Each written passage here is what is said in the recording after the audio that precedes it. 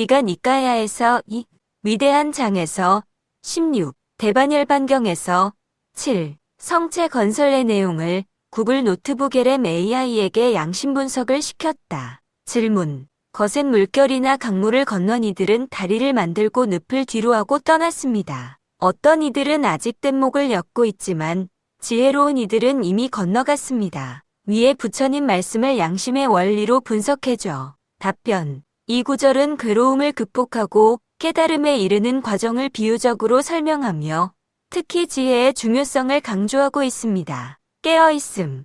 이 구절에서 거센 물결이나 강물, 늪은 인간의 의식에서 발생하는 생각, 감정, 오감으로 인한 혼란이나 괴로움을 상징할 수 있습니다. 이러한 괴로움을 건너갔다는 것은 생각, 감정, 오감의 외부의 대상에 휩쓸리지 않고 고요하고 자명한 양심에 접속하여 평정심을 찾은 상태를 의미할 수 있습니다. 지혜로운 이들은 이미 건너갔습니다는 그들이 혼란 속에서도 알아차림을 통해 진정한 나의 자리에 머물러 깨어있는 상태에 도달했음을 나타냅니다. 이는 무분별을 통해 초연함과 평정심을 유지하는 깨어있음의 핵심 개념과 연결됩니다. 성실.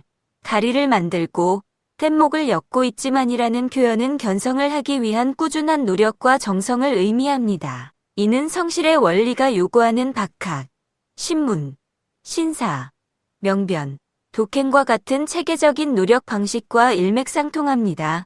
다리는 올바른 방향의 노력이 있어 목적을 달성하였고 반면 뗏목은 잘못된 방향의 노력으로 비록 노력을 하더라도 목적을 달성하지 못할 수 있음을 보여주는 것입니다. 지혜.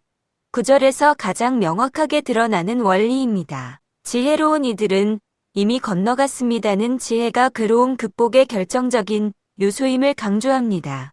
지혜는 자명함과 찜찜함을 구분하는 분별을 통해 올바른 판단과 선택을 하는 능력입니다. 다리는 거센 물결이나 강물의 영향을 받지 않으므로 혼란이나 괴로움에 매몰되지 않은 지혜로운 노력으로 볼 수 있고 뗏목은 샘물결이나 강물의 영향을 받을 수밖에 없으므로 혼란이나 괴로움에 매몰되는 잘못된 노력으로 볼 수 있습니다. 이들은 선입견, 편견, 욕심 없이 상황을 파악하고 정확한 정보를 바탕으로 통제 가능한 일에 집중하여 올바른 우선순위를 설정했을 것입니다. 결론적으로 이 구절은 인간이 직면한 거센 물결, 강물, 늪으로 비유되는 혼란과 괴로움을 극복하는 데 있어서 지혜가 가장 핵심적인 요소임을 명확히 보여줍니다. 다리로 비유되는 지혜로 올바른 해결책을 찾고 성실한 노력을 하여 궁극적으로는 깨어있음의 상태에서 이러한 괴로움으로부터 완전히 벗어나 진정한 평화와 자유를 얻는 과정을 제시한다고 볼 수 있습니다.